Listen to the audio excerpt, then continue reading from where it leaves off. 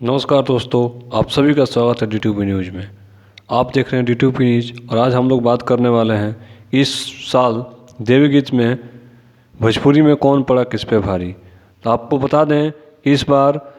पवन सिंह ने जितने भी सॉन्ग रिलीज किए हैं वो सारे सॉन्ग ट्रेंडिंग में आए हैं और खेसारी लाल यादव पवन सिंह के सामने देवी गीत के मामले में कहीं भी टिक नहीं पाए हैं और उनका नामो निशान इस साल दुर्गा पूजा में नहीं रहा है, क्योंकि इस बार पवन सिंह ने अपने पावर को दिखाते हुए लगातार 6 से 7 गाने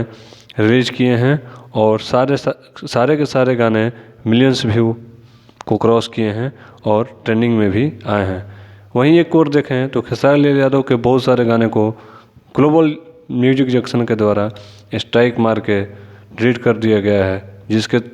कारण खेसारी लाल यादव बहुत ही ज़्यादा फ्रस्ट्रेट और परेशान नज़र आ रहे हैं और लाइव आकर बार बार बोल रहे हैं कि हमारे करियर से हमारे लाइफ को बर्बाद किया जा रहा है। तो आप लोग देख सकते हैं पवन सिंह ने इस बार अपने पावर को दिखाते हुए धुआंधार प्रदर्शन किया है और एक से एक गाने को